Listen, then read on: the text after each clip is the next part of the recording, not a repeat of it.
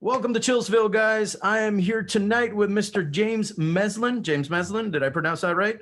Yep, you got Mr. Jimmy T, part of the JP Triforce. And Mr. Jimmy T has a degree from SAE, Institute of North America, in sound engineering. Am I right? Yeah, that's right. This man does tracking, editing, mixing, production, co-writing, session musician, project and budget coordination, everything under the sun. He's 28 years old and he just became a father. So he does every single thing. Jimmy, welcome to ChillsVille. Thank you so much for being here with us. Absolutely. Thank you for having me. Dude, so I've done some research on you on the internet, which is very kind of specific. You know, there's not very much speculation. There's a lot of facts, so that was good. Because every time you go fact checking, it's like, did you really do this? Did you really say this? It's kind of it's going to go back and forth. Right. So before we get into the whole Dream Theater thing, and to what you've done with DT and with JP, can you tell us a little bit of how you got into recording? And absolutely, was the whole prog thing in your agenda, or? Right. Well, I got into recording music pretty young. Kind of goes hand in hand when I started my first band. I think I started my first band when I was like 11 or 12, and it was like a 3-piece, like, wannabe punk band. Who knows what we were thinking, but all I know is that two of my buddies kind of already found their instruments. One of my closest buddies to this day, he was playing guitar at the time, and another friend was playing drums, and it was like, well, I guess that means I'll play bass. However, we don't have a bass, but we do have this second guitar, so just play on the low E string with your fingers and that'll suffice.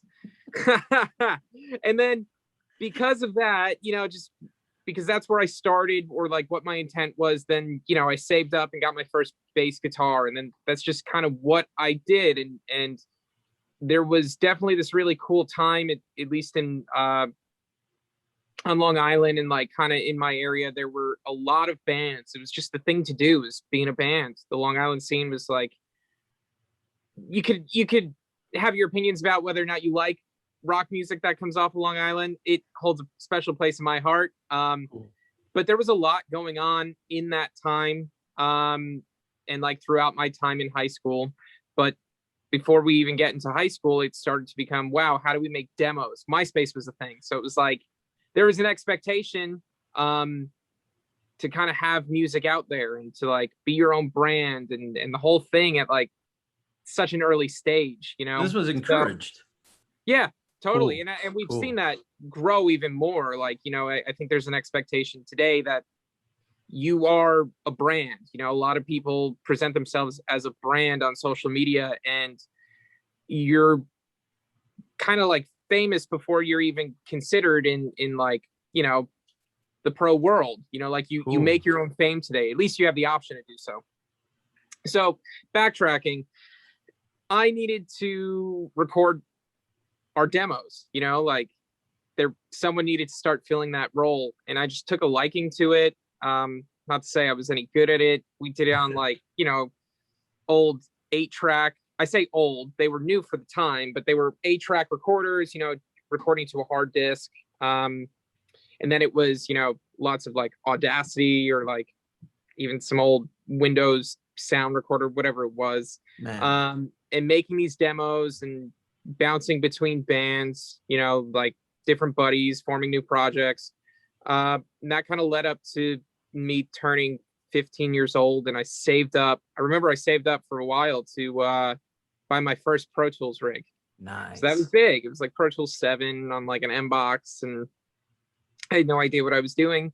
But that's all I did. I would go to school pretty much thinking about Pro Tools and like working on audio and recording bands, and trying to understand why Chris Lord-Alge's mixes were so good, and like thinking I needed the Waves bundle to make a record, and like the whole vibe, so I got swept up in that whole world really soon, trying to understand it. I remember when I was graduating high school, my whatever, my guidance counselor was like, have you done anything like any sort of extra school curriculum? I was like, well, I've worked on this program pretty much since, for the last 3 years. And she had to kind of like scam it to make it look like I actually did something for the school, Okay. So, because I just, it's like whatever it was, when you graduate, that's what you needed. And I just kind of had nothing that fit the mold of the school. Yeah. As far as what my interests were. I think there's a lot more attention on digital media now, which is great. And you can take courses to learn audio production. But at the time I was kind of just, doing my own thing. I was in a band. I didn't want to like be at school late. Yeah. But that like stuck with me, making records. I only had probably 1 or 2 experiences of making a record with someone else, like like having someone else record my music. I don't know how many records I've done in total. I would say countless at this point, between either my own stuff, which is a small fraction of the bigger landscape of all the different artists I've worked with in public studios or just on the fly remote gigs or whatever it is. But that's kind of why I got going in the whole scene, was really because I was in bands. And then that led to me picking a school, SAE, which I totally think is a great school, offers a lot of good opportunity to get your hands on real equipment. You graduate with like a certification or diploma, and you could continue on. I think they have options to do 4-year schools, bachelor degree, whatever. But my whole take on this industry was, I wanted to know what was going on. I wanted to be able to talk shop, but I also knew that a lot of people believe you need to be in the studio, getting coffee, waiting to clean something up, being the first person there, being the last person there, to eventually get the opportunity to go, oh, you mind, organizing this session for me? So I had the advantage that the studio I started interning at after school was Pro Tools based and was also SSL based. Okay. Pro Tools, now having sat on it for years, in school, I felt like I had an edge because that was just my thing. Like I said, I just would go home and work on Pro Tools. And then SSL consoles were kind of put in front of your face on the plugins. And then that was put into reality when I went to SAE and I got to actually work on a 4K, which was awesome. So walking in the door and seeing that, Cove City in Glen Cove, New York, they have a 64 channel SSL 4000 in the A room. They used to have one in the B room as well. They've transitioned to have more of like a digital vibe, which is cool. But in the A room, that still exists. And as an intern, it just gave me an edge to go, yeah, I know how to normal this. I know how to, write a recall sheet. I know how to get coffee. You were ready, man. You were ready. As ready as you can be. It doesn't mean that I was totally confident. It's nerve-wracking. By what you're telling me, you got your 10,000 hours even before you were, ready to go out of high school. You could say that, but 10,000 hours practice behind, like in a textbook or at home on your laptop or in a controlled setting with your buddies, is way different than the 10,000 hours you spend with a paying client in the room who doesn't know you or really care if you're there, and you just kind of have to make sure you don't go astray in the situation or speak out of term, or as an intern, you got a target on your back. That's ultimately what it is. Like, don't slip up, don't hurt the situation, be there to make sure things go smoothly. Don't be the speed bump in the flow. Man, you're like training to be a sushi chef, Yeah, exactly. So it as much as I felt I had a good education going in, what you learn in a real studio setting is such a curveball from everything you think like when you're working in a public studio and you don't know who's going to walk through the door, if it's going to be a massive record budget type of band, artist, whatever, pop star, Dream Theater, or just local guy down the street. But you kind of got to treat them all equally and do your best, and that's the vibe. And sometimes it's the people who have who do it as a hobby, that have the bigger personalities or the harder personalities to deal with, and you just got to roll with the punches either way. That's awesome, man. That is incredible. I mean, I can imagine that you went through every type of equipment, like you said, from like just 8-track recorders and stuff. I can't imagine what it's like I'm like I said, I'm not a recording engineer. I've always just studied the instrument. I'm a guitar player. So I just recently started getting into this stuff. So I mentioned a little bit earlier that I was more prepared for the JP interview than for this one because of that. So this is awesome, man. Because it kind of feels like when I heard Maddie's story, because he wanted to be a guitar player until he started taking apart guitars. Right. Well, it's kind of like the same feeling, man. But that's amazing that you've been doing this so long, and that at the moment that you decided to do it, like when you're talking about the guidance counselor, I kind of had that moment with my guidance counselor as well. Yeah. The guidance counselor did not give me that advice though. No. You can't be in a rock band. I'm like, okay. Right. Yeah. So I mean, in a lot of ways, maybe that's sound advice, because in a dark way, you know, like, of course you want to support someone's dreams. It is there is something to be said about getting into this field though, and like the challenges you're up against, because some of the best players in the world will never hear.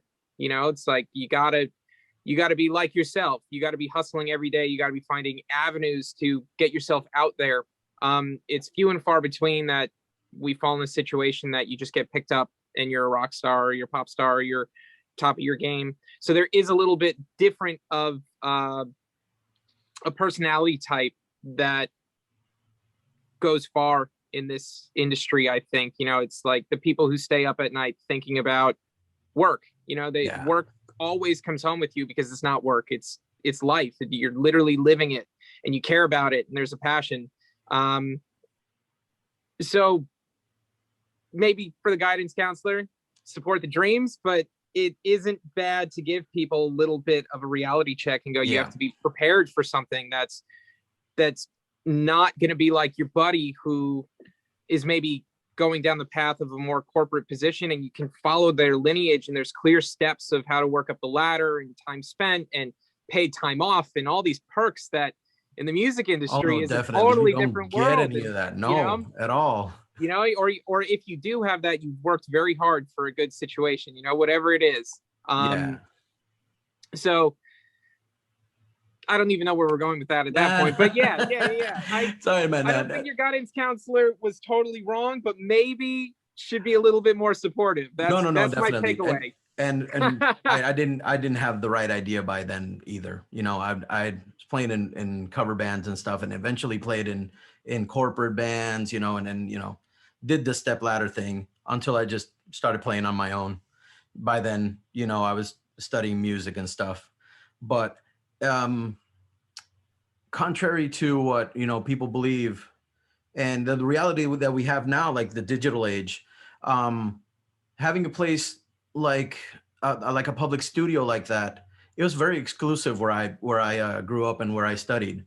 So you had to go to the studio or no studio, or it was like a really low end kind of setting. So if you were gonna study audio engineering, you had to go out and go to New York or go to Los Angeles or something to study it. While you could still study music and either be a teacher or be a career musician, which is another thing that I wanted to ask you about. So what was part of the second part question? So now that I know that you did a couple different bands, and when you went to Glen Cove, you know, pretty much anybody who came in the door was, you know, the order of the day. What was your hope of you know, what was your target audience to, you know, get more nuggets out of? What? I mean, I guess the easiest way to say it is like guitar driven music has always been my kind of like my wheelhouse. Okay. I didn't necessarily, growing up, like I didn't necessarily totally do the whole metal, prog metal thing. Like that's not what I wrote. Definitely a little bit more on like the rock, straight ahead driven rock driven genres, but always did like complex music. And I mean, I don't want to necessarily put myself in a box and say I wasn't into it, because I was, but what the bands I was in were maybe more in line, especially when I was more in high school. I would say they were more in line with if you're familiar with like Circus Survive, a little bit more of those like semi-ambient, semi-complex, but kind of like not Dream Theater level as far as goes, or heaviness at that. But guitar music and like bands were always my thing. And even while I was working at Cove City, especially in the early years where I was just like an intern and I was kind of there for someone else, I wasn't running my own sessions, I had a home studio that I was working on. That's, the forever thing. You're always working on your home studio. I built a live room in my mom's basement type of deal, and had a little laptop with some KRK Rocket 5s, and would offer to record bands for, dollars on the hour type of deal. But just so that I could be working on music that I truly liked, or put me more in a genre that I felt more aligned to. And then would change gears and go back to Cove City, and eventually started assisting and then engineering records there. But that could be a jazz record, that could be a pop vocal, that could be a rock act, it could be a classical thing. So I kind of always was able to not get too gridded into one genre, and I'm extremely thankful for that, because that experience plays into the way I approach rock music, and the way I approach rock music plays into the way I approach a jazz record, and understanding why this can hit harder, even though that's a little bit outside of the jazz realm. We can make that punch and feel tighter and feel more modern if we do this, or we could go, very traditional and just do ambient mics and whatever. But I'm no longer at a point in my mind where I think I can't do that because it's not rock, or I can't do that because it's not classical. It's kind of like, once you've dealt with different flavors enough times, or like cooking, like once you've dealt with enough spices enough times, you don't necessarily have to follow the cookbook. You could go, well, I know to, do more of like a smoky flavor, we should do adobo and whatever you have. I'm not even going to embarrass myself. Like, I know, but you can put a twist on things, or you can put your personality. Adobo is always a good answer, bro. Adobo is always a good answer. Totally. Yeah. Right. But you can put your own twist or your own inspiration into it with intent, not just guessing. I know what this is going to do to change things up a bit. I know how this is going to not only put like my personality into this record, but it's going to form something new, because the artist you're working with will forever be that artist. And as much as you want to say, oh, maybe we should do something more like this, you're still working with a foundation that is them. So now you've created something totally different than either one of you could have thought of in your head. So as much as, going back to your initial question, as much as rock and like guitar driven music has always been more of my forte, it has evolved into something so much more that, and how much I appreciate just the idea of production more than anything, that I wouldn't necessarily say that anymore. I would say maybe the guy who's doing the jazz records or doing the classical sessions every day are probably more seasoned than me in doing like a big orchestra. I don't think I would be nervous going into something like that, but I know how to color things that way, having enough experience in it to keep it on the back burner. That being all said, when a rock record comes through the door, it's absolutely, I don't know if we could curse on this, but that's absolutely my shit. And I will 100% be all about that. Like drum tones, guitar sounds, rock bass sounds, heavy vocals, distortions. Like that's totally my world. Nice. And what I do almost every day, especially with Dream Theater. So I think in a lot of ways, working with Dream Theater, it's like being in this realm of things it's always been in my path. It's never exactly what you think it's going to be, but I would say it worked out pretty well on my end, fortunately. Yeah, no, I think we all agree. I think we all agree, man. I mean, I told JP on our interview that you were like the last puzzle piece in that JP team. You know, it says Maddie, you and JP are like the Triforce. Yeah. Like the Triforce of courage, man. You know, it's so funny. We joked around when we were doing the Yonder Barn sessions. We were joking around calling ourselves the trifecta because we were eating these like dietary meals that were like prepackaged, like ready to go, like grilled chicken, sweet potato, and like a vegetable. Yeah. Just because when you're up in the studio, it's so easy to just get caught up in takeout and like that type of thing. And Maddie ordered in this brand called Trifecta. Okay.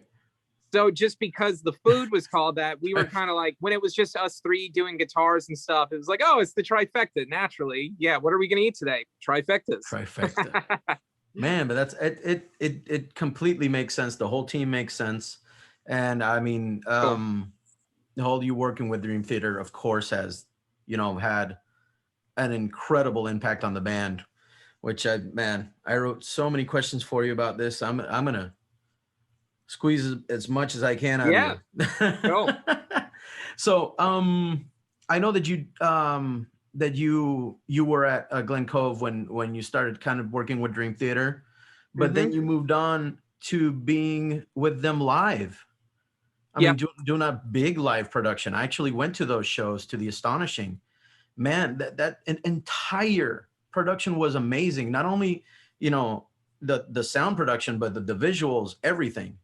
It was just blew me away, man. I mean, what was that like? I mean, going from you know, just being there a little bit to being there live full time.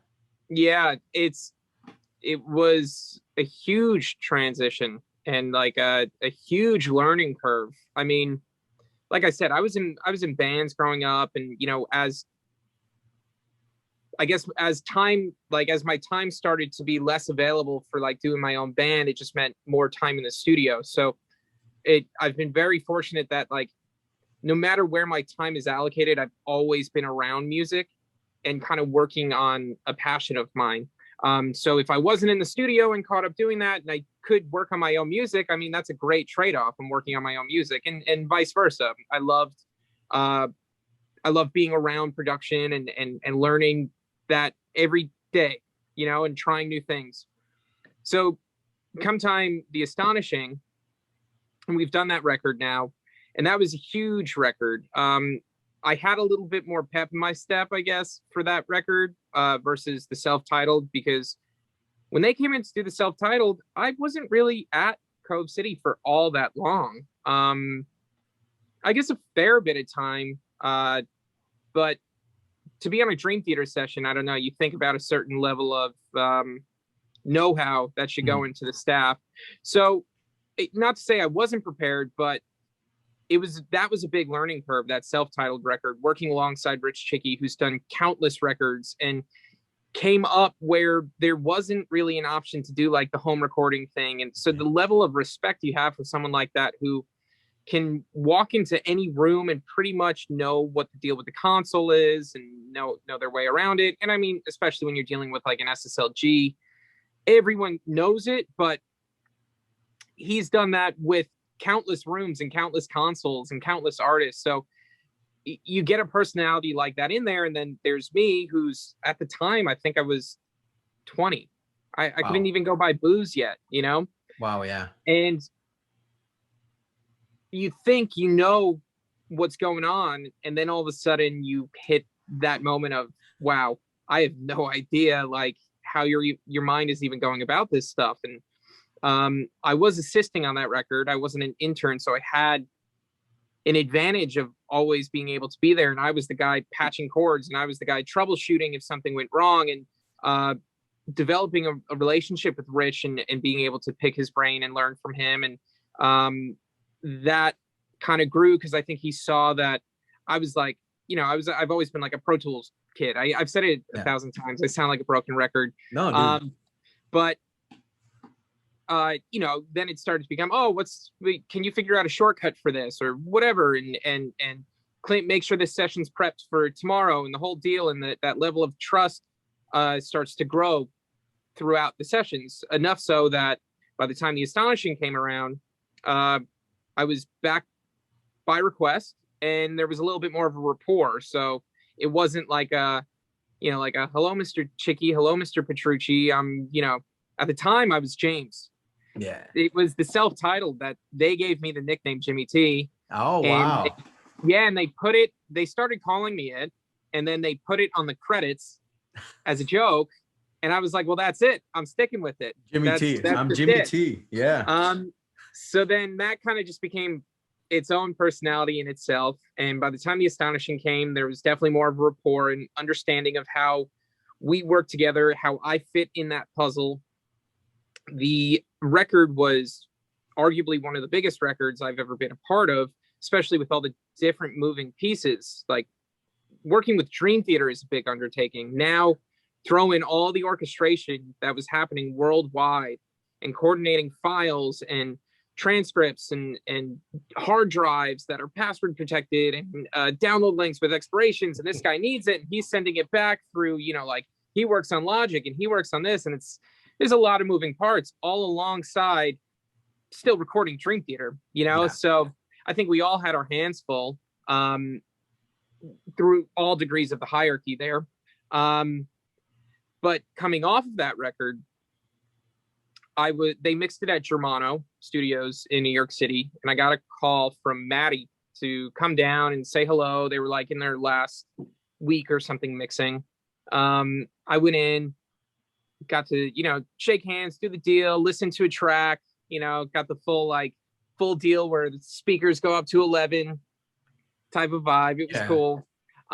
Took off with Maddie to go grab lunch, and he presented the opportunity to me to go out on the road and run playback for them. And I know for a lot of people, it's like, oh, playback. Well, it was pretty critical on that tour, because they had just done these massive arrangements with David Campbell with these unbelievable symphonies and orchestras and this eclectic recording that the band had agreed they didn't want to dwindle that down and put it all under Jordan's hands, which is usually what they do. Yeah. What he does. He orchestrates and has a bajillion sounds going on at once, and he still manages to figure it out and make it sound no less than what the record is. But in this situation, they all agreed that they wanted to take the actual studio sounds and have it run alongside them. And you saw that show.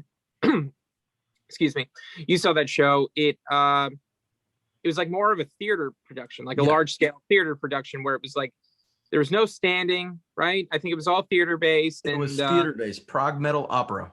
It was and it was somewhat like clockwork, when curtains opened, when intro reel ran, when the band came out, and a lot of that coordination happened from my end of things, developing unique and individual click tracks for each of the guys. This guy hears it in 7/8. This guy hears it in 2 bars, 4, 1 bar, whatever, the whole deal. This guy wants to hear a ride cymbal. This guy wants to hear the normal metronome. This guy doesn't want click for these 3 minutes, but wants it here, and the whole deal, So there was that whole side of things of getting the band comfortable. Yeah. And I would say during the prep is probably where I showed my strengths the most, because it was when we were developing the live show, and the band was just in a rehearsal studio, and we just basically had in-ears running, and I think the front of house engineer was like in a back booth, just like with some temporary studio speakers, just to kind of start to lay out the console. We weren't in a venue when we were doing rehearsals. But a lot of that startup was getting the playback session in a place that it was comfortable for the band. Because that playback was kind of new for them. So I think that's where I showed most of my strengths that first run or that first tour. And then, because it was all like, oh, edit this, change this. Can you add time here? We don't want to be on click here. Can you transition this differently? And then coordinating that between video and lighting to be on time code. And it's like, it was very, the startup of it was very DAW driven and like Pro Tools driven, program driven, get them comfortable. But everything after that, once we closed those cases and pushed them onto the truck, it was a totally new scene for me. Like gigging locally, or even, you know, like with a trailer and a van, is a much different vibe than going out and gigging on a world tour. You know, that was really serious. And I kind of felt a bit lost at times. Everything was a learning curve. And obviously I wanted to be adopted into the audio department because that's what I did and made most sense to translate into. But I went out and I was just kind of the playback tech, you know, and like the Dream Theater studio guy. And I had to find my way kind of into a place where I fit one of the departments a bit better and didn't just exist as a playback guy. For me, that was important. I didn't want to just be like my own thing and I only come in and open up, you know, my couple laptops and then walk away. Like I wanted to run cable. I wanted to help hang PA. I wanted to put out wedges and get a real feel for that. And, you know, a lot of those dudes who go out are either from vendors. So like you've hired a company and they're going to send their guys. The monitor mixer, the front of house mixer, they're usually return customers that the band has a relationship with. Backline, you know, they're guys. But finding my own in that on that first run was a big challenge. And it wasn't until, I mean, it's still, you know, it's still less practice to me than say the studio side of things, because that's where I've really come up. But it took a couple legs out on the road for me to feel like I was prepared for the questions that come in every morning when you get asked by local crew, like where you want to tie in, what the power is. And we don't have to go through all that, but just the general lingo of what a world tour carries and what they need every day and what your day looks like. So eventually I kind of found myself a bit in that scene, enough so that by the time we did Distance Over Time, they asked if I would go out and mix front of house for them, actually. Okay. I guess a seed in that I am leaving out is, and we touched on this prior to this conversation, is when I did start touring with them and doing the playback thing, there was this crossover of like, oh, let's start to bring some studio tricks into the mix. So like that's when we started carrying Mojave live on John's rig, get his sound a little bit more. It started to become like my gig to place the mics and stuff, because whatever it is, you know. But yeah, so eventually after Distance Over Time, they asked me to mix front of house. And then I got a call from John one day and he was like, I don't want, he's like, this isn't supposed to be offensive by any means, but we've talked about it and we kind of want you on stage with us. Like, we'd rather have you mixing what we hear because you know us so well. And he wasn't wrong. I mean, each one of those guys I have worked with on studio records, live. I know what their in-ear mixes sound like. I know what they like to hear in the studio. It made a lot of sense. Understanding what might work in like a click track situation or whatever it may be, kind of being a part of what happens on stage was definitely something that we were all comfortable with. So when John asked me to mix monitors, I was like, that's cool. Let's give that a go. And yes. It's awesome, man. I love mixing monitors for them. We're definitely in a place where I think I know what they're thinking before they vocalize anything. We really don't, as funny as it is, we don't communicate much during the show. And that's a luxury. JP told us that not in the live show, but in the last couple of studio sessions, it's like, GPT, did you get that? Yeah, it's all set up, man. Yeah. There's definitely that rapport we have now where I think we're extensions of each other. And it kind of makes this really cool unit of making a Dream Theater record or making a Petrucci record. But just in broadly speaking, we'll say Dream Theater, you know? Yeah. Each one of those guys, like I said, I think we know each other so well that I know why it's tweaking Labrie when this certain compressor is on, and or like this reverb tail's getting in the way. I know why Mangini isn't happy when he's hearing, too much kick and snare versus his hats. I know why my Young isn't reacting right when he feels overcompressed, and so on and so forth. And that translates very much well into the studio.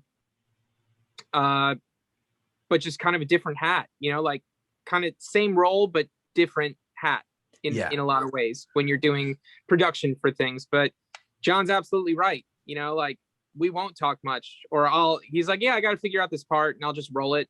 And he's like, oh man, that was it. It's like, great, double it. We're done.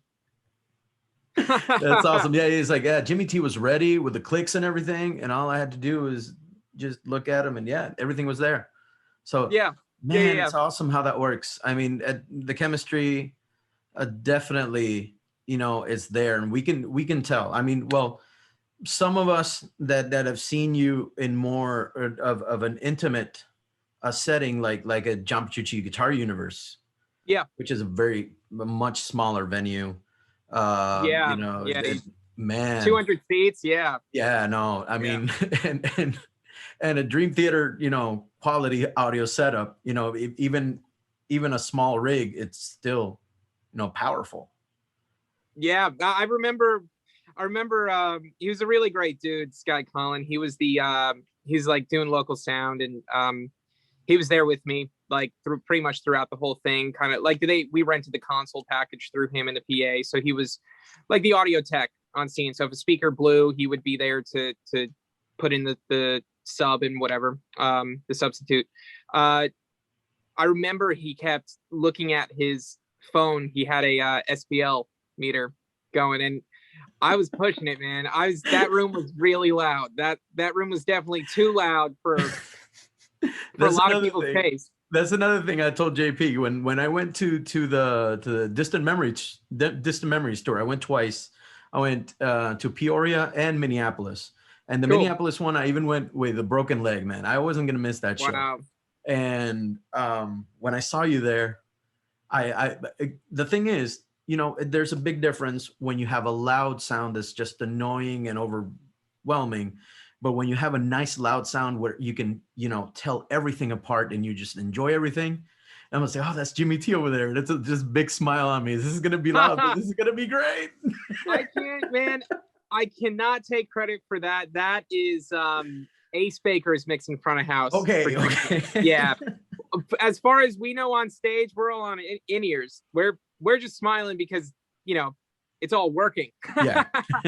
Ace at front of house, he's the best, man. He is such a good personality and a good vibe to be around. He's such a positive person. And I think what I admire most about Ace is he's more of an old school guy. There's a lot of tech in audio now, especially live sound. Everyone's going out with RTAs and shooting the room and figuring out why the speaker angle is the right speaker angle. And as much as Ace can talk shop, he is way more of a vibe guy, and he's just going to turn up the faders, make sure it sounds good, and make sure it's a rock show. Man. And in saying that, it's going to be loud. And I think that is such a good personality type, because at the end of the day, it doesn't matter what the screen's saying. You want it to sound good. You want to see smiling faces around you. So Ace came to the DT camp after I had been touring with them. He came on for the Distant Memories run. When I started mixing monitors, he started mixing front of house for them. And we instantly clicked. I took a lot from that, just for myself, seeing how successful Ace is and how many gigs he's been on and how long he's been in the industry, and that he doesn't pride himself on his iPad because the analysis is showing a flat line. Like he just wants it to sound good and feel good, and he goes off that feeling. So that was a huge takeaway. We work great together. But yeah, if you're gonna prop anyone for the DT live sound when you're in the audience, that's all Ace. Man, it sounded solid, loud, and everything was just crystal clear. Yeah, it was amazing. Totally. So, okay, so you just kind of answered one of my next questions, which was, when did Dream Theater decided, when did they decide to bring you on full time, Right. on live, until, well, Distant Memories came along, and that's when you recorded everything, and Yep. we were actually in that camp in 2018 when you guys were going back and forth. I think you guys were in the studio and then went to camp and then went back to the studio, right? Yeah. Yeah. Man, that's a lot of stuff to move around. That is a lot of stuff to move around. Yeah, there were a couple moving pieces. Maddie is kind of like, he's like the brains of the operation when it comes to coordinating where things need to go and routing, and we could use this kit and do all this stuff. But the initial plan with Yonder Barn was they were gonna write up there. So to step back a beat, talk about the distance over time sessions for a bit. John had called me and he was like, "Oh, I have this concept. I want to like just go away and like be kind of like in the wilderness type of vibe to make this record, to write this record, and not let recording gear get in the way. I don't want to be set up so that we can keep whatever we captured type of vibe." Which both the Astonishing, well, actually the Astonishing we set up completely, but was written a bit more privately, but self-titled, it was like all inputs were open. The writing tone for the drums was what we kept on the record. The writing sound for the bass is what we kept. The whole deal, like everyone was mic'd up, every input used, ready to go. That record, he wanted to strip away pretty much all of that side of it. He didn't want to be thinking so much about his tone when he was trying to write a song. Right? And I speak on that broadly. He didn't want that for anyone. And it just happened to align with time that I had just spent with my own band, Time King. We had rented an Airbnb, like a cabin in the woods vibe. Oh, nice. And we wrote an EP in a long weekend. Nice. Yeah, which was so fun. And honestly, like a huge recommendation to anyone out there who is in a band or just wants to like collaborate with people. Just like take some basic gear and like rent a cool Airbnb, as long as you don't get noise complaints, and just like live that for 3 days. It was so fun. We had such a great time. And honestly, some of my favorite material we've ever written came out of that. We wrote an EP. I'm plugging myself, but we wrote an EP dude. Called we're here to talk about you, man. We're talking about DT, but we're here to talk about you. So. We wrote an EP called Adventureland, which is like part of a concept that we're doing. This is a total tangent. I'll indulge it for a minute. Cool. We're doing this concept record called the 1955, which is the year that Disneyland was initially made. And then we took that, and the initial parks in Disneyland was the Magic Kingdom vibe. So we broke it into 4 EPs: Frontierland, Adventureland, Tomorrowland, and Fantasyland. And we personified what those lands are about and put it into our music. Dude. So Frontierland is like kind of the whole idea of heading west. Yeah. So we did a lot of kind of like raunchy raw guitar driven, very punchy in your face. Adventureland was our sound infused more with like a Latin vibe, and like pulling from a lot of like percussive places, and like we even incorporated horns, and like 2 of the guys, the guitarists, are like theory geniuses. So they pulled from like harmony from like those places of the world that it kind of aligned with, and so on and so forth. We haven't done Tomorrowland yet. That'll be kind of futuristic. Fantasyland will be like your quintessential like dreams come true vibe, violins, the whole deal. And Time King is such a fun project for me because as much as you can follow our lineage of the band's progress, you can also follow my production process. And like I can imagine that progress from the beginning to the end, it's got to be like a whole world of difference, right? Oh man, from our first record in like 2012 to what we've put out recently, it's fun to see both where you've come from musically, but also on this side of things, on this side of the glass. it's awesome to have like a clear documentation of me a part of one project and how it evolved. And I always say with that band, production is probably more of my instrument than bass is. I play bass like I'm making a record. I think about like the moments why I shouldn't be on the lower octave because it should wait for the chorus so you get the low impact on that downbeat. And you know why this guitar should sit out there because in my head I'm already hearing it hard pan to the right, and you know, oh, do this beat here, don't use cymbals because I want to use only room mics and we'll do it like super compressed, and like that whole vibe to be like putting that conversation in from like the seed of an idea is I think when I'm at my best. And Cool. even like I'm not quiet about that stuff, and maybe John will even say this, and I know my place when it is or isn't my record, but like I voice that stuff often while making a record. Like, oh, it'd be cool, like I can see it here, you know, I can see that like you guys could do like a split stereo thing and you drop that seed and then the artist, you know, will take the ball and run with it. So I love being a part of creating music, whether it's my own music or own. Just like I see production as such as my most valued instrument, I think. Now, getting back to what we were supposed to be talking about. But that's amazing. I am super intrigued now. I need to, okay, just time thing, right? Time King, yeah. I got to write this down. This is awesome. Wow. Time thing. I got to look at this.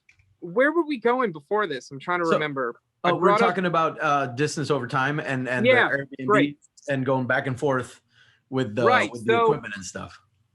I was just so me and John spoke about this. I was like, well, this is great. I just did an Airbnb vibe. I had my head kind of wrapped around what we were looking for. The only difference is me going in with my band and what Dream Theater needs are two totally different scenes, man. Like we loaded in, you know, a truck for Dream Theater. Me and my buddies went up in like our sedans with like acoustic guitars in the back. You know, it's like there's a different vibe.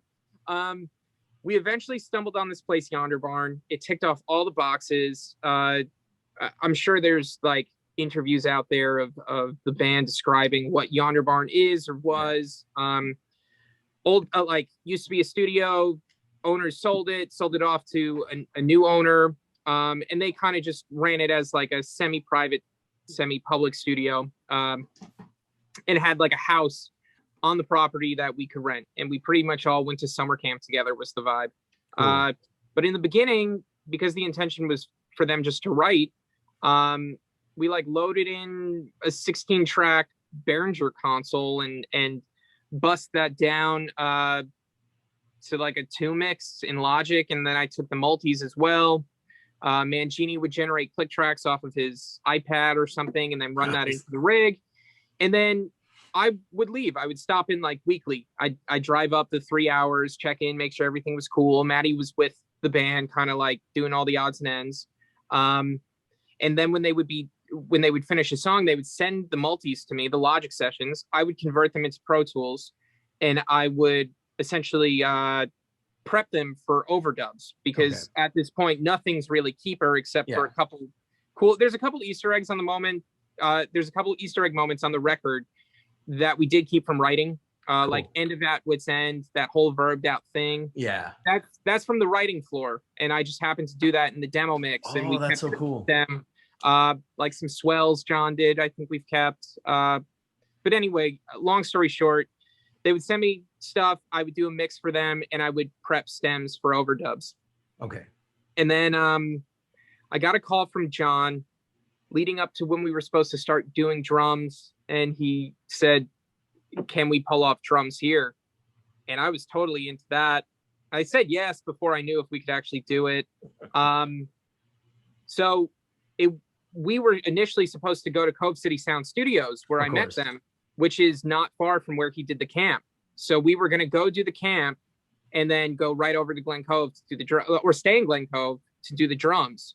But because we did a change of plans, we did a lot more back and forth. But initially it made a lot more sense the way we were routing things. But you roll with the punches in that regard. And that's why I remember Maddie telling us that he was going to wrap up the camp and pack everything up to go back to the studio. Yeah. So that's kind of why that whole why it went down that way. At that, they worked way faster than what we allotted. So we were already, I think we were through drums by the time we did the camp. Yeah, Wow. actually, and we were through rhythm guitars. We had to go back and do leads. I know that John played us a couple of riffs from the new album. Yeah, So yeah, he did yeah. that little trivia thing for prizes. Oh, And he's right. like, That's funny. yeah. Can you guess where this is from? And people are like, none of us recognize this. New album. And he's like, yeah. Yeah, yeah. Man, it was like 6 seconds, and we were like, holy crap. Of course, he played us a little bit of Untethered Angel. I think Right. it was either Yep. that or Paralyzed, one of the two. It was a really strong riff. So Yep. yeah. Man. Totally. So okay, so let's get a little bit into JP's rig. Yep. If you'll indulge me in a couple of specifics. So we've talked to JP about the signal chain. I mean, everything from the guitar to the end of the boogie. Now, and we've heard him talk about a couple of things like the Neve channels and the nicerizers and stuff and all that stuff.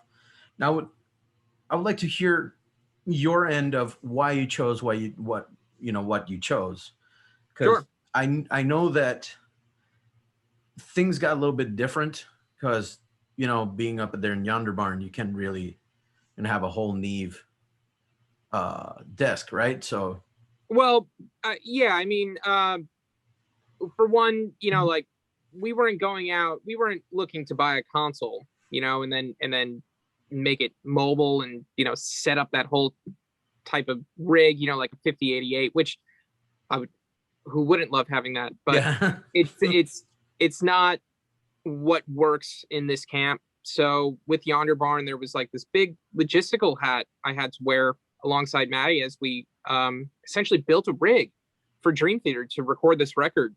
And so now you're shifting what budget would have been going in towards a facility that was ready to go, with the console, with the cables, with the microphones, with something as stupid as like an SM57. Yeah. I say stupid, but simple, how rudimentary like that is to open a mic blocker and see SM57s by the dozen. Now we're in a position where we only have talkback mics and like the couple mics that the band has picked up along the way, as well as like my inventory of things, which is all well and good, but it's still a Dream Theater record, and that's a lot of inputs, and you don't want to just choose something because that's all you have. You want to choose something because it's right for the application. So pulling together all this stuff that we did have, we still fell shy to what I felt it would take. And the biggest issue with that was our preamp situation. So we went the route of building racks of processing gear. A large part of that is Rupert Neve designs, which it came from one place of, I truly believe Rupert Neve designs makes the most musical sounding equipment, where you can just turn up a preamp and it sounds right. And sometimes I can't even describe why it sounds right. It just sounds like the instrument as it should on the record. It's sometimes, and that doesn't even mean that like the instrument in the room sounds like the way you want it to sound on record, but coming through that head amp and having that, like going in with the concept of like backing down the output trim and like firing in the input gain so you get more of that saturation. It just provides that thing, that like that magic thing that records are made of, especially rock records where a little bit of dirt is, in my opinion, what you go for. There's a lot of mid-range information, so being able to tame that up front is why I reach for things that come with the idea of being saturated and being oversaturated. Sometimes that doesn't work. Sometimes it's not what you want. We touched on some orchestral stuff, and it's everyone's got their own opinion, but some people go for really clean, and you spend a lot of money on great gear that is pristine, clean audio. As far as the things I work on and what I feel I'm always caught up in doing. My taste is more in heavy flavors, like heavy saturation up front, a lot of EQing on the way in. So things that are a channel strip and one unit and harmonically talk together, I think I prefer over the head amp that you have to patch to a separate EQ, that you have to patch to a separate compressor. There's something about the way a unit resonates on itself. And a lot of people will say this, when you work on a console, everything saturates together in a musical way coming back on a console. There's a richness to everything coming back on one rig. So in our case of miking things up, I really love the shelfer channels that Rupert Neve Design puts out. And they are like a premium, you know, as far as not only the price tag, but as far as their line of gear, you know, that's like next to the console, that is the console. It's a channel strip taken out of the console, put in a rack mount. So because of the price point, you do have to be practical, you know, and go, how many of these do I really need? And with Yonder Barn sessions, with distance over time sessions, as with, you know, most records, you do it in an overdub. So after I had those sessions prepped, I knew that I didn't have to mic up the guitar at the same time as the drums. We were doing everything piece by piece at that point. Piece by piece, yeah.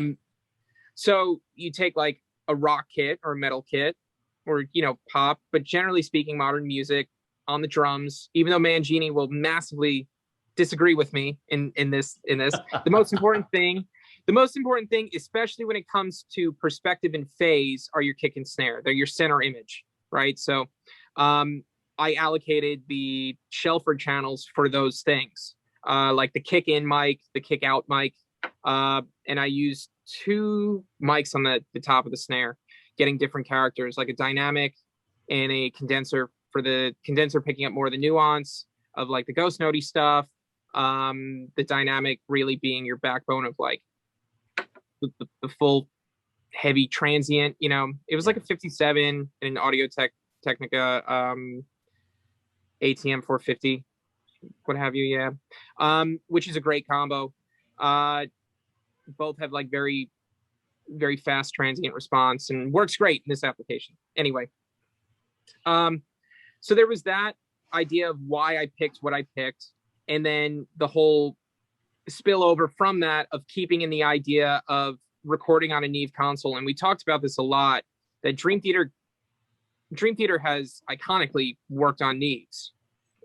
There has been sessions where they're not working on a Neve, but a lot of their records were done on Neve consoles. All of the stuff at Cove City was done on a Neve console, because on the live room floor, they have an 8068, which is like 32 channels of preamp. And then the SSL 4K they have in the control room is pretty much just extra preamp, or, you know, you could fully spread out and take everything in and have full capability of the line input, and you're not sacrificing where you're routing stuff. So, I mean, talk about gluttony, you know, that's like everything you can hope for. So the general vibe of like going for tracking on a Neve was pretty much agreed, you know, amongst everyone, that was the right route to go, especially as I'm steering Dream Theater into kind of investing into a company, you know, like that. I fortunately had a good relationship with people, some staff there, because my first microphone endorsement was with SE Electronics, which make unbelievable mics, both utility and studio grade. And then there was like a crossover of the Rupert Neve camp. There are ties between them. Rupert Neve designed some microphones in conjunction with SE. Some of my favorite mics, like the RNT, the RN17, and the RNR1, all ridiculously great mics. We used all of those mics on Distance Over Time. Nice. They sent us a huge mic package. So there, as far as making that decision at that point, it was actually kind of easy. There really wasn't any other consideration. I knew we were going in that route. But we wanted to keep it modular. So that's why everything's racked up and not in the console. And it's not to say that's the only thing I use. You know, it's not the only thing we have in here by any means. And you mentioned the Nice Riser, which is by Phoenix Audio and things like that. But some of the decisions were made based upon what we actually had. Yeah. And some of the decisions were made on what made most sense to go with at the time. So in focusing on John's rig, like I think that's how we open this topic. Yeah. Obviously, I'm going to go for the Shelfords when nothing else, like when all is available, I'm going to go for the Shelford because it's got the same tonal quality of the Rupert Neve stuff that just has the head amp, but no EQ section. But you get all the perks of running, like having individual EQ on each channel and not going through a bunch of patching to get into an EQ. I don't always EQ each individual mic depending on placement and kind of just how I'm feeling at that time, what microphone it is. And eventually that hits a summing box, which I had bought the Nicerizer, I think in 2014, while I was on the self-titled album. Because Rich, Chicky, and Maddie and myself, all we do is talk about gear. And then it's kind of like, well, I can't just keep talking about this. I got to buy something. I think I bought that summing mixer. So that made a lot of sense to use because it is a very warm box. Like it's really rich on the bottom. It's really pleasing to my ear on the mid range. And there's definitely a sonic advantage to summing things analog versus in the box. And a lot of people use summing mixers with the idea of I'm going to mix into this, like I'm going to stem out of my mix session and then come back on a 2-track. And it's kind of like I'm mixing on a console, but like doing all my processing in the box, but it's summing, like all my sub, all my mid range, all my high end is all coming together in the analog domain, which a lot of people feel, and myself included, is a bit more musical. So with guitar tracking, I'm really big on file organization. I hate getting sessions that have like 5 microphones on, and I don't know if anyone follows me or cares, but there are people out there who I'm buddies with who have sent me sessions with 5 microphones on a single guitar. And I'm voicing this. I'd much rather take one summed sound and commit to it. Like in the room, you guys like that blend, go for it. Always give me a clean DI in case it's terrible and I can reamp it. But I'm big on committing for a lot of reasons. Sessions get really big. You knock a fader, the whole deal. I'm trying to duplicate tracks and now I'm trying to get the same submix. But I think most importantly, it sounds better coming together on the way in. So I'll sum it all down, however many microphones we're putting on the cab, into one mono source. And then I put that through kind of like a final EQ, which I think the strongest one we own for that type of thing here at DTHQ is actually a piece I bought a long time ago, a JDK EQ. It's the R22. Yeah, I had that written down here somewhere. Let me see if I can. Yeah, it's the R24. JDK R24, right? Yeah, it's a stereo EQ. It's got like big knobs where it's kind of like you kind of just want to like move them big like a Pultec. Like it's not about like the nuance. It's about like, big, open, broad EQs. And I use that out of somewhat necessity during the Yonder Barn sessions, but also knowing that it's kind of got like this API style, like very warm EQ. And I'd say just going through it without the EQ engaged makes things sound better. But through that, we started to connect the dots of what was really working in John's signal chain. Things have changed since then as far as some of the microphone approaches, and sometimes the way the blend exists. But generally speaking, the type of preamp we use and everything that follows thereafter has been the same since 2017, 18. Cool. But I use different microphones on John's rig every time because just out of boredom, like out of challenging myself and wanting to try new things. And just like, I think with most of us, like trying to make it better. And in the moment you go, this is absolutely the best guitar tone we've ever gotten. We will never beat this. We've peaked. And then the next record comes around and you go, wow, we beat it. This is better. Man, I got to tell you, that liquidy, creamy lead sound Yeah. from Terminal Velocity, man. I mean, I'm pretty sure that you guys are going to get around it at some point because the Tone Mission, you know, and Okay. yeah, because JP's always tweaking, and now that talking to you for a while, I know you're always tweaking as well. So I guess you'll always find something else to do. But man, that is some rich stuff. I mean, it's so it hits you with the classical JP feel. That's it doesn't matter if he's playing through through a small amp or through a huge amp. That that the hands right. are JP. Yeah, tone is in the hands. Yeah.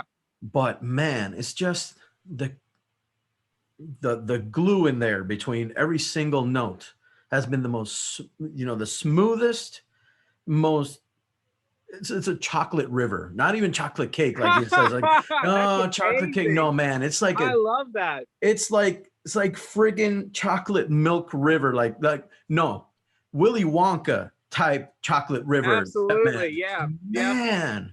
And we've been on that. So, I know that I've told you this maybe once. So I got a couple of friends and we're in this thing together because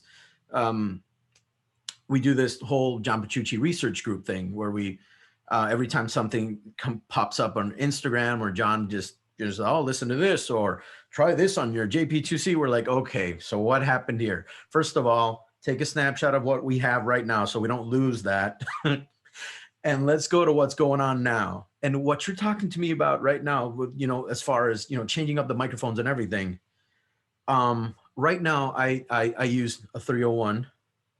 Great. The Mojave. I use the Royer R121, and I do have the Shure mics, just in case. And I don't have a big rig as much as the big cab inside my home studio because I do have neighbors and I do volume controlling, but to be able to mic this up 3 different ways and get kind of a JP sound, which is what we ultimately want, is to be able to recreate that sound as much as we can. Cause it's like, okay, so JP has this ideal sound that can work with anything as long as you tweak the gains. And if you want a more spanky clean, you just, push the EQ a little bit, but generally it works for everything.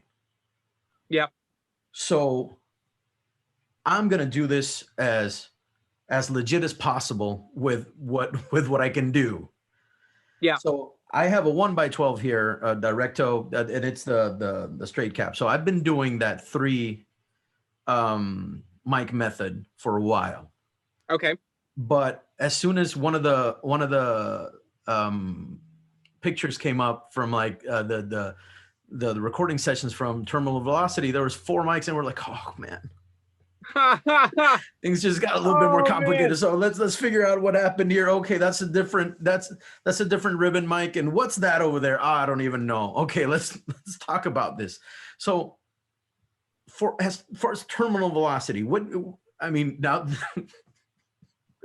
you guys are switching stuff around. What got you you have the different studio now. You have the DT Central, because of the whole COVID situation. Yeah. So when we started doing John's record, that was like, we just got off the road. We just found out that we weren't going back out. We were at the cusp of the world shutting down. Yeah. And we started all of a week before, I think, like March 15th, I think was like the big memo we got in New York that like it was done. That was the last week I gigged, man. That was it. It's crazy. And I remember we were talking on the phone, and we either had just both watched the news or one of us was running the information past the other. And it was like, are we gonna get in trouble if like we're driving to work? Like, are we supposed to be off the roads? Like, no one knew what was going on. But we both decided like, all right, well, all I'm gonna do is go to the studio and come home. That's it. And we worked through it, and we just like kind of like I spent I spent more time with John through the pandemic than like my mom. You know, like we saw, yeah, I mean, without a doubt, Yeah. we saw each other every day working on that record. And it was great. You know, it was like, it really gave perspective that like we had nothing else to do. Like that's what we were doing. Obviously, everything going on around us is like really sad and scary in a lot of ways, but we were just, you know, just in here from start of day to end of day and rinse, repeat, you know, and we had started that record, and this is a funny bit about JP that I don't know if he'll admit to, but or I don't know if he's admitted to, but it's 100% true, and I've seen it time and time again. He is willing to go into like a writing session with kind of like a sacrificed version of his tone. Like, I'll play through, you know, like maybe I'll just like, you know, load up some plugin. We'll just do that. Or maybe I'll just use like, you know, whatever this, we were going to use the cab clones before we built our own IRs. He's like, oh yeah, we'll just use that. I was like, and this was during writing. And I was like, all right, we could do that. Got it all up. Think we got a sound. They're demos, you know? Yeah. Tracking DI. So we're going to reamp. Get the phone call. Hey, I really think we should set up the cabinet. Yep.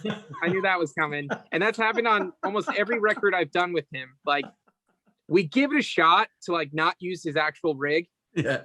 And we always end up with his rig. Yeah, it's, man. you know, and you know, you can't fault him for it. I think it's funny, like going through the exercise of like, we won't end up with 412s, but we can entertain the idea. Absolutely.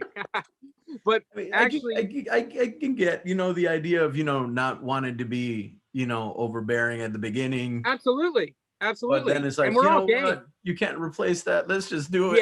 Yeah. But at that, we've now grown to a place where we can, and we do use the cab clones during writing sessions. And I think a lot of that is induced to us making IRs of his actual sound. And the cab clone IR does a great job of loading those IRs with no artifacts. And we go through the process of making IRs here, and we'll go back and forth. And when you're just kind of listening to it, it really, like, you'd be hard pressed to know which is which. I think over like a 10-hour day of writing or playing, especially when you're like a true player's player, you can notice some different responses because you're taking this massive cabinet and tone and you're putting it down to a single spike of a waveform that holds all this data that says this is how this is supposed to sound and react. But for what it's worth, I would say it's 99% there. Man. But jumping That's going to back, be a big game changer, Jimmy T. Yeah, man. I think people will have a lot of fun with it, and we've done something different on every record as far as his sound goes, where you can always tell it's his sound, and his amp didn't change a single setting.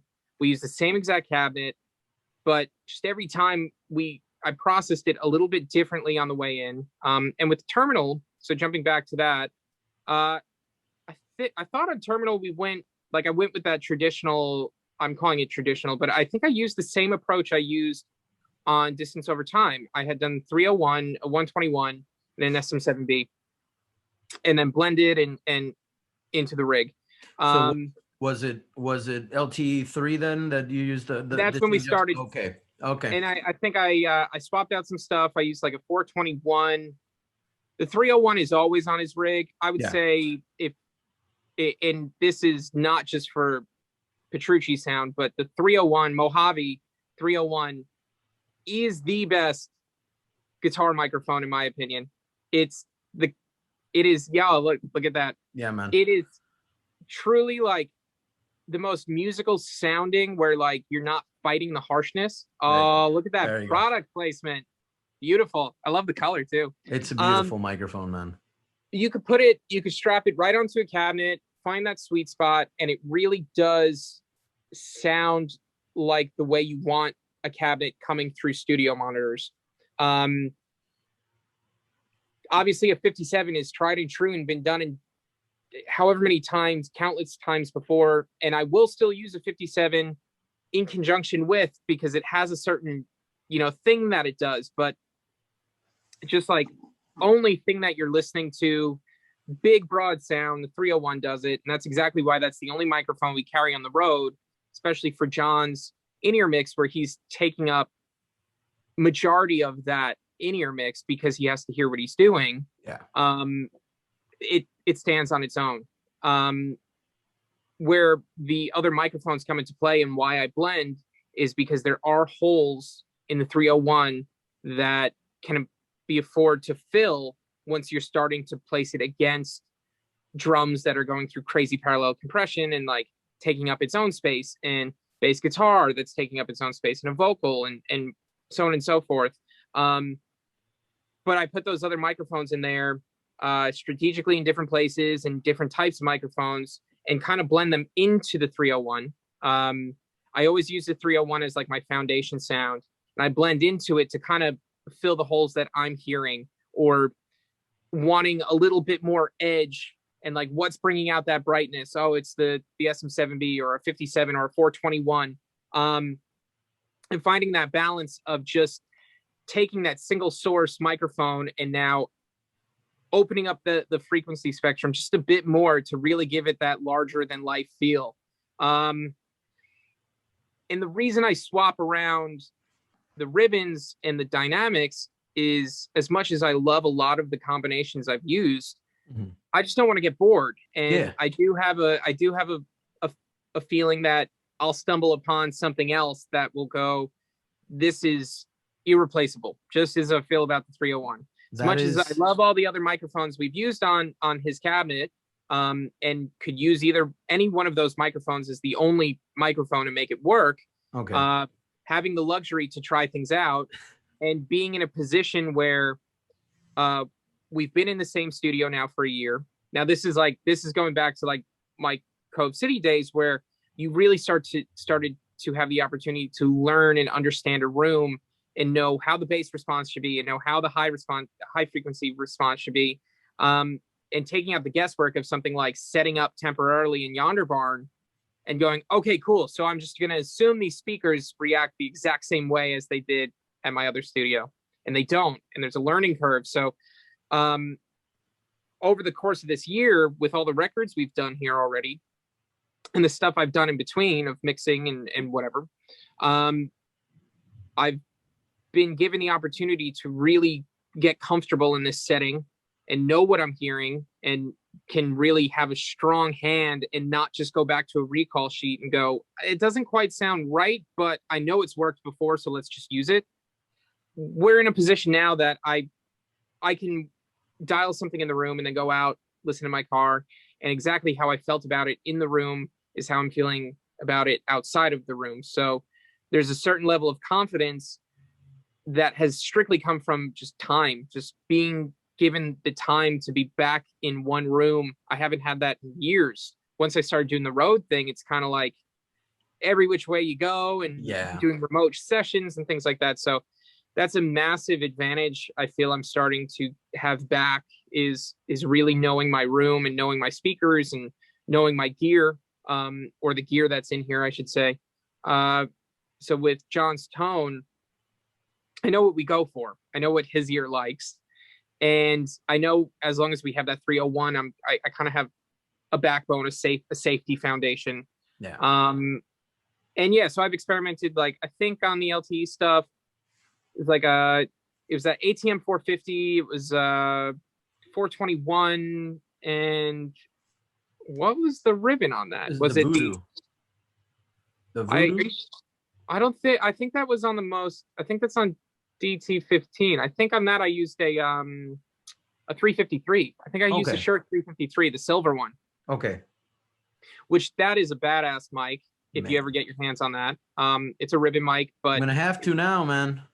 It's a fun mic. It's it kind of was, from memory, I think it was built to kind of be like a kick drum mic. Like it does the ribbon thing, but it kind of does like the FET 47 thing, like the Neumann FET 47 thing, that like a common combination is like you get your kick in mic, which is like a D112, a Beta 91, a E602, or whatever have you.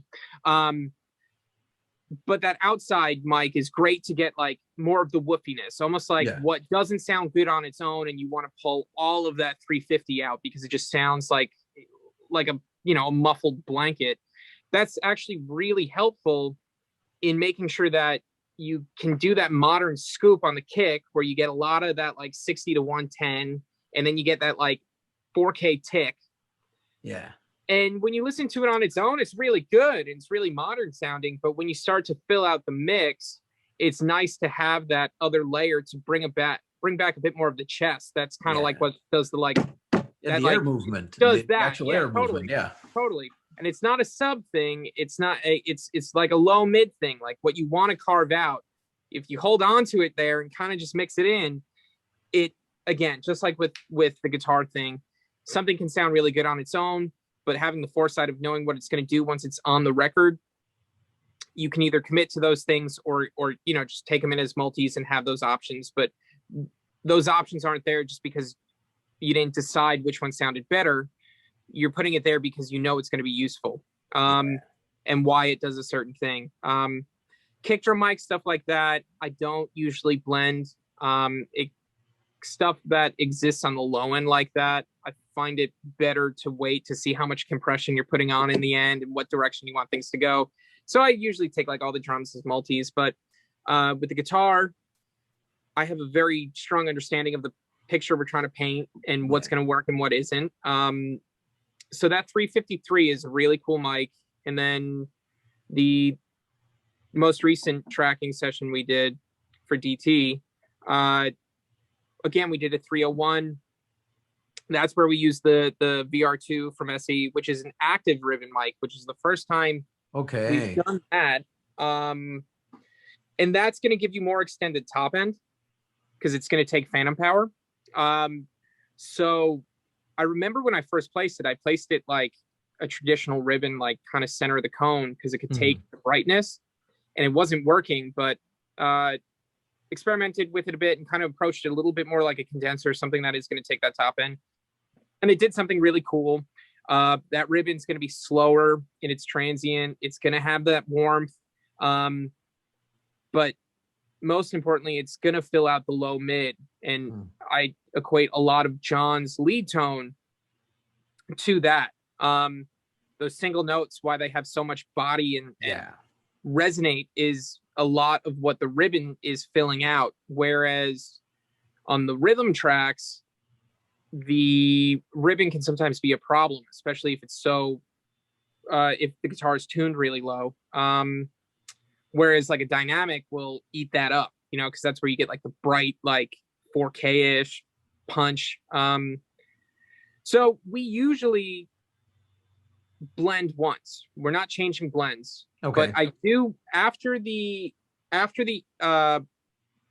summing box, I do mult the signal, which multing a signal is where you create copies of the same signal. Yeah. So out of the summing box, I go into a mult, and then I patch two outputs out of that. So I have two copies of the same sum.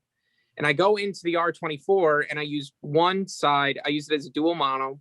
And I use one side as the rhythm EQ and one side as the lead EQ.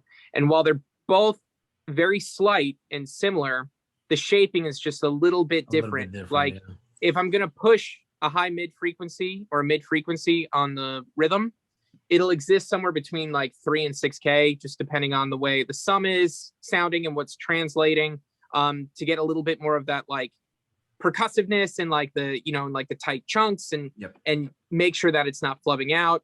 There's usually a dip around like 250 and like maybe a little bit of a thump kick, but sometimes not on the rhythm because there's so much weight in his tone and cabinet that you don't usually need it. The lead EQ will have a very similar shape, but the frequencies sit a little differently. Like we usually push a little bit more of like a 1.5, which I equate more to like a vocal Like you push a lot of like 1.5, 2.2 and like a vocal to get like a smooth vocal punch. So I treat his lead tone like a lead vocal. Like a lead vocal, yeah. And EQ it to be somewhat similar, where like you want it to be the main point of the section.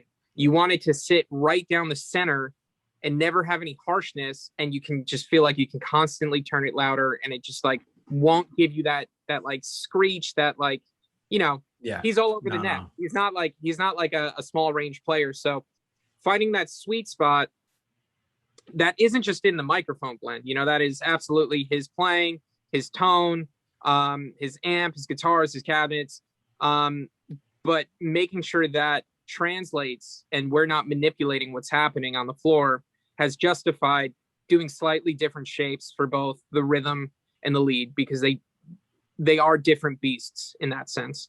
That's kind of the story of it. That's and you know, simply put, why we keep changing microphones is just because you're bored. It's flavor of the month. I'm just but that's relieving, man, because we're over here, you know, speculating and we're like, why does this what all of a sudden this ribbon mic doesn't work for him anymore? Why?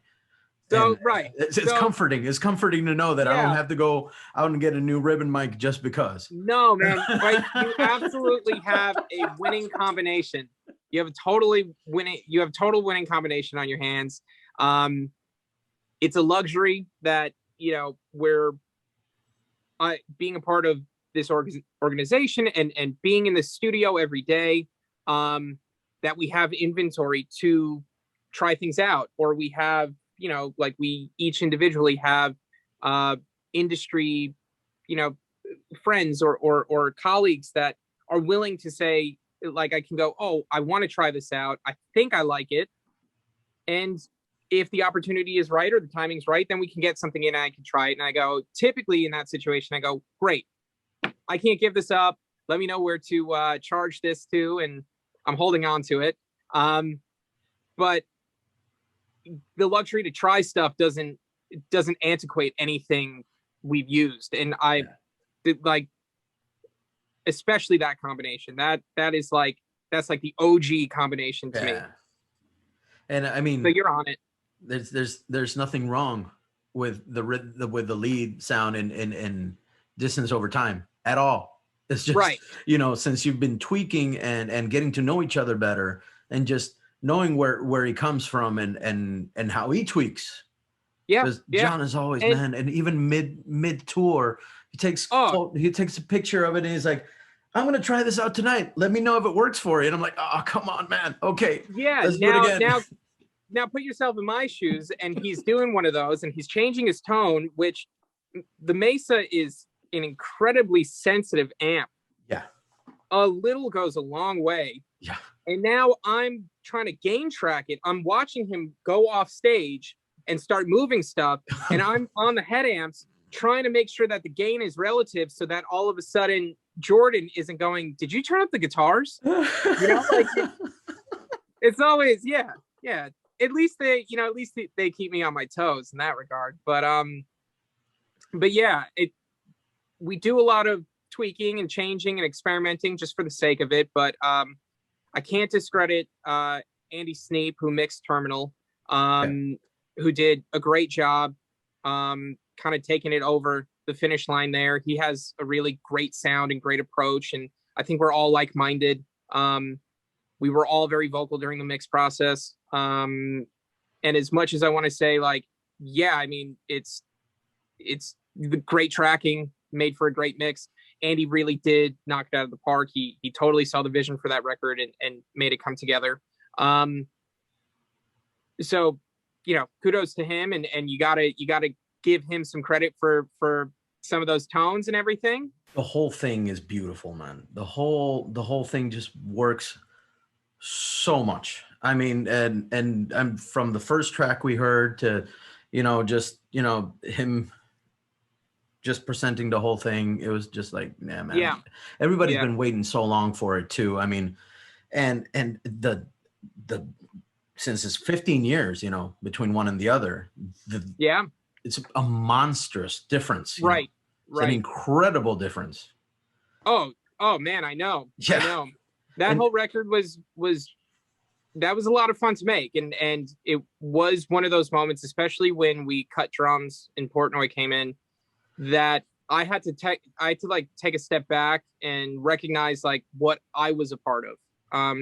You know, he cut his first. Oh, sorry, hang on. No, you're good. You're good. Don't worry. All right.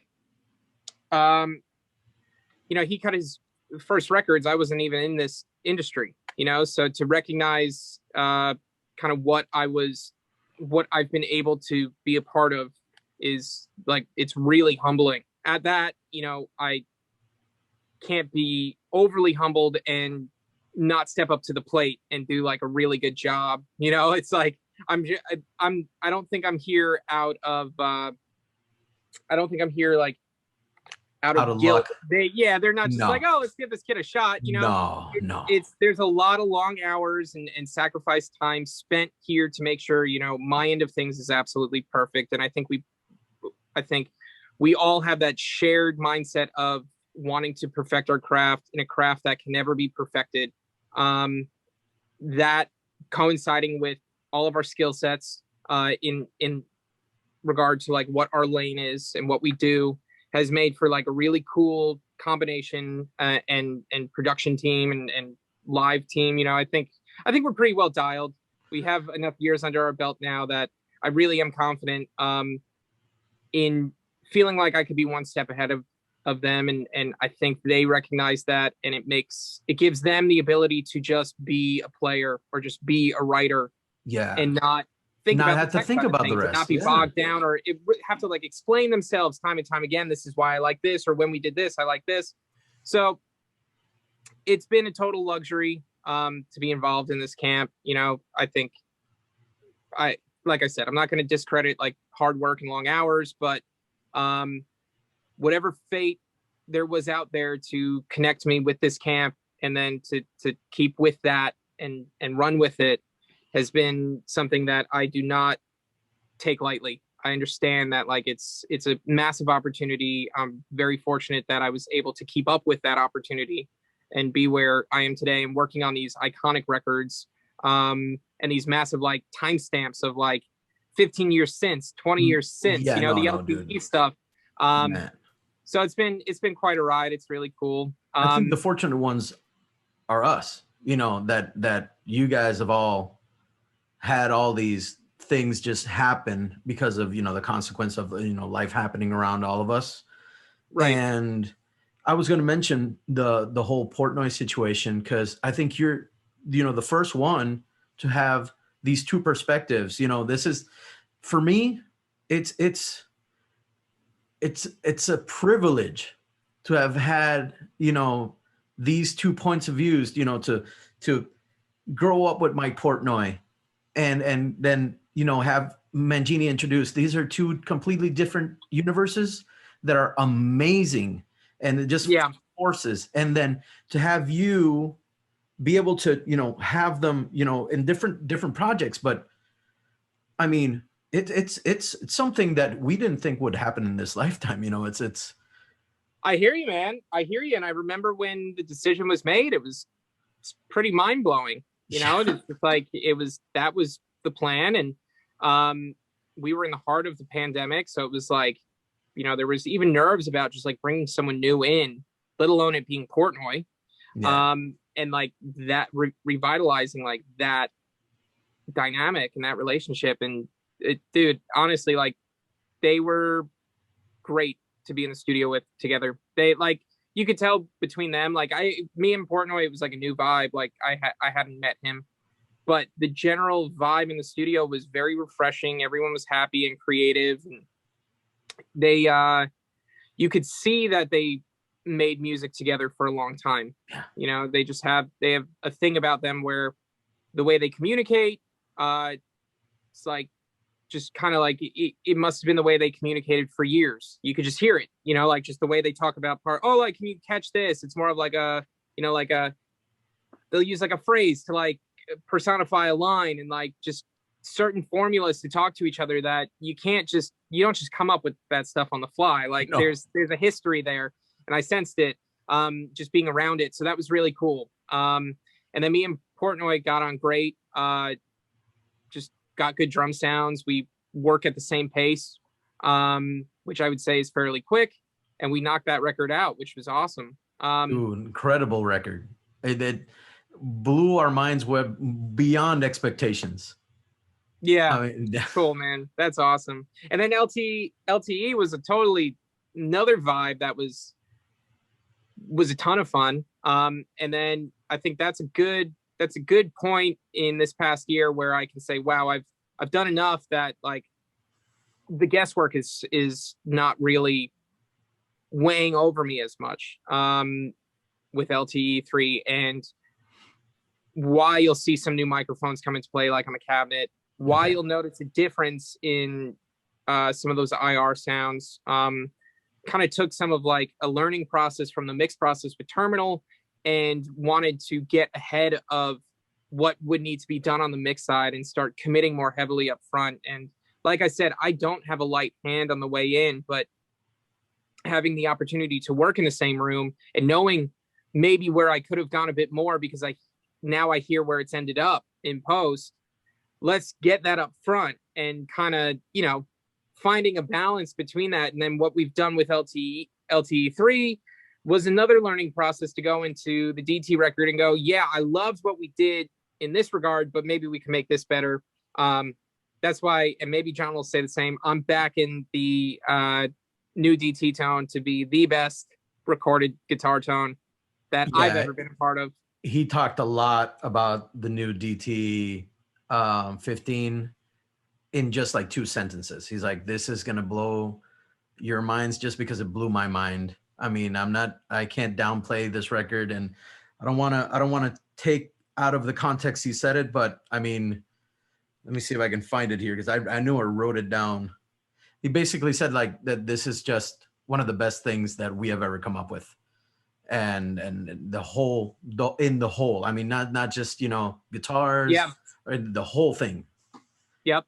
I'd agree with that. I think you could really gauge that just based on how excited the band members are. They're amped up for a reason. It's a great record. I take in the fact that I was a part of it and am really stoked to have my name attached to something like this. Everyone came to play. I think, like I said, the opportunity to be in the same room and really like know what I'm chasing when I hear something, and am collaborating with them or anyone at that matter, but specifically them with that record. It made the whole process kind of bigger and better. That, like John having 2 records under his belt in the same year going into this new one, like, again, just like exercising that studio skill set, that production skill set, that writing skill set. He's had to wear his producer cap like all year pretty much, and it shows no fatigue. It just shows somehow one-upping yourself. Right when you think that you've absolutely done the best work that you can do, you go in and you take on a new project and you do it better. And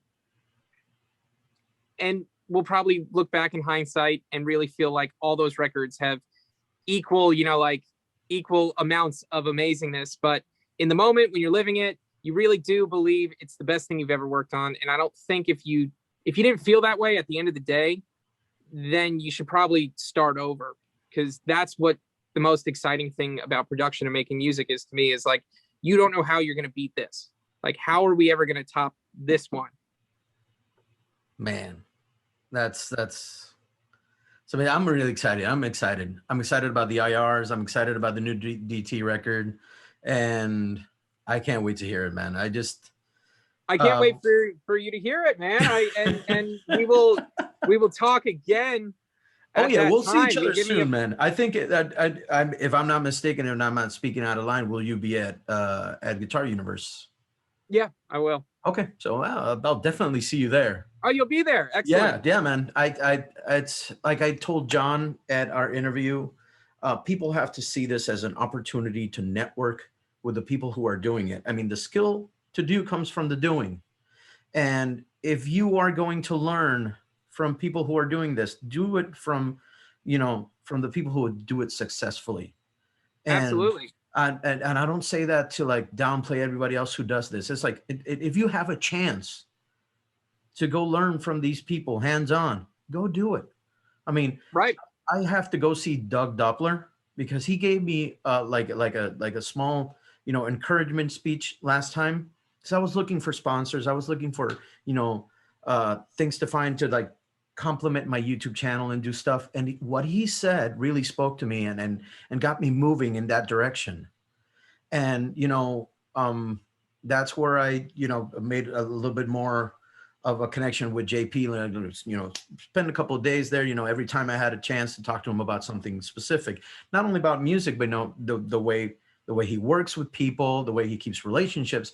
All of this is very important to the entire package.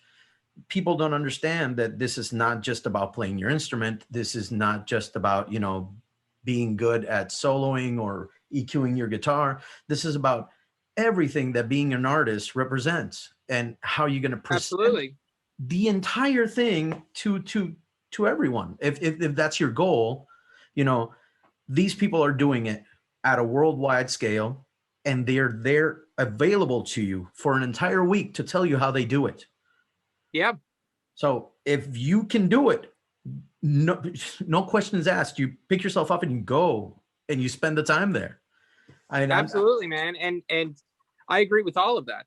I absolutely agree with all of that. And at that, you can't even discredit just like whether you're, whether you're world renowned, whether you're Instagram famous, whether you're just in a band, whether you just do it in your basement, like connecting with like-minded people in general is such a great opportunity. And you get to really live it for a week or whatever it is, however many days you breathe it, you wake up to it, you hang out through it, you stay up late through it, you probably feel wrecked the next day from either playing and drinking too late or whatever, whatever suits your style. But absolutely, that is one of the best things I think about this industry is connecting with people who are down for the hang just as much as you are, and you can talk shop and you can, talk about things that you probably don't talk about at your family party. Yeah. Like it's such a good vibe. Everyone is always in such good spirits, both instructors and students. It's really fun to be around. I think it's like it is somewhat of a once in a lifetime opportunity. It's amazing that now this stuff has become like more available, and it seems, at least on my radar, it seems somewhat new to be doing these camps with these like these big time players and everything. But whether it becomes a dime a dozen or a once in a lifetime thing, like it's totally worth making it out to one and indulging in that. And just like, like I said, being up until 6 a.m. with everyone else who also loves guitar and wants to talk about tone and why scooping 800 sounds better than scooping 600. Like who else can you geek out with that with? And like that's why you're there. You're not breaking the rules by doing that. That's what you're supposed to be doing while you're out there. So it's a ton of fun. Man, we spent so much time with Maddie. Like last time, everybody, I mean, most people would go up to the jams and stuff, and we did. I mean, I got to jam with Andy James, which is, man, how else do you get to jam with somebody like Andy James and hang out with Tony McAlpine? You don't. It's not a thing that happens every day. But we spend a lot of time with Maddie, man. And this time around, I hope that I get to spend more time with you, man. I'll be there, man. I will be there. You'll most likely find me behind a console for most of the day. Yeah. And then when the PA's off, I don't know. We'll find something fun to do. Well, Jimmy, man, I have taken more than the time that we said we would. I do have a couple of questions left that I'll just send to you. And if you can indulge me later, that would be great. Some of these come from from my group, and they're more specific about, pictures that have been posted and stuff. Okay. And cool. Man, if you can do that for us, that'd be amazing. Sure. Do you want a written response, or you want me to like screen capture myself? Whatever works for you, man. Cool. Whatever. Right. You can just, write something if you want, and that'd be enough for us to go on. And excellent. I will absolutely look at that. But Jimmy, thank you so much for everything. Yeah, And man. Thank you for having me. Thanks for letting me totally geek out and go on tangents. It's fun to talk shop. I find myself getting way ahead of myself, and then I don't even know why I started talking about something in the first place. So thanks for letting me go for it. That's the beauty of it. You know, everything connects. Yeah, man. Yep. But I hope that next time we talk, I can, you know, get into a little bit more specifics of how I figured my stuff out, because this has been super helpful in so many ways. I know that you've answered so many questions that people just kind of had to speculate because they never hear from the man. Cool, man. Well, I'm happy to be a part of it and would definitely love to do it again. Maybe if the fates align, you'll cook us a proper steak dinner, and we'll do the second part of interview over some good food. I've actually talked to JP about that a couple of times, and every time we message, it's like, dude, check out this steak. Every time. So that has to happen at some point. Which I also want to touch quickly on this. A friend of mine this past week sends me a TikTok with no understanding that we know each other and had been talking. And of course, it's you singing Green Day in a Cartman voice. The Cartman voice, man. And wow, so you've gone somewhat viral on us. Dude, that happened between yesterday and 2 days ago and today. And I've gotten like a million messages from friends and family. It's like, I saw you on Google. I saw you on Twitter. You're trending on Twitter. And I'm like, dude, what? And I went on Twitter. I'm at number 6 trending on Twitter. And I'm like, what the hell? So, but really quick. So I decided to I've always done the Cartman voice, just like something of an Easter egg between the shows. Like I'll do it like if I'm doing a cover show and we do like a Metallica song and like the bridge, like, now I lay me down to sleep. Now I lay me down to sleep. I'll do the Cartman voice there. And people are like, oh, that's Cartman. And just do that part. And I'm like, you know what? I'll put up a poll on YouTube and see how many people want me to do like an actual series of covers with the Cartman voice. And then there's this friend of mine from Brazil, her name is Paloma, and she's like, this would do amazing on TikTok. And I'm like, you know what? I'm kind of, skeptical on TikTok, but I'm going to take you up on that. That's and I did good. 2 of them, man. And in this matter of 3.5 days now, let me tell you the real number, because I haven't gone in a while. 53,800 followers and over 3 million plays on TikTok. Oh man, ridiculous numbers, man. And I've been just doing twice a day while I'm getting ready to do a stream or something. I'll just record myself for like maybe a minute or something and I did Come Sail Away. I did that's so good. Chili Peppers, just anything that people would recognize and have fun with.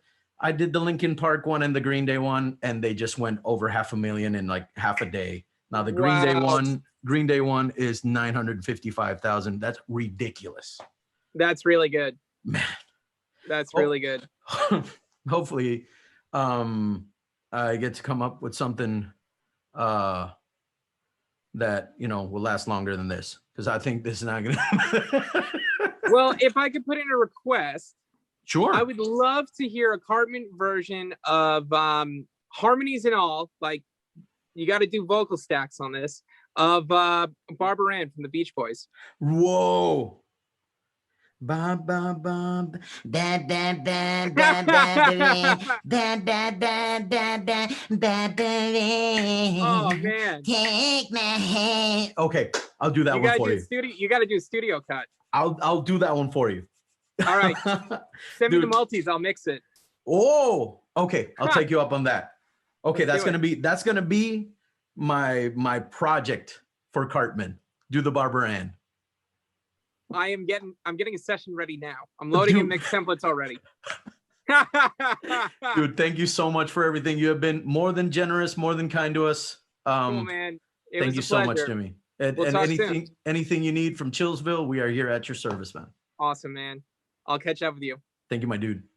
Later. Take care.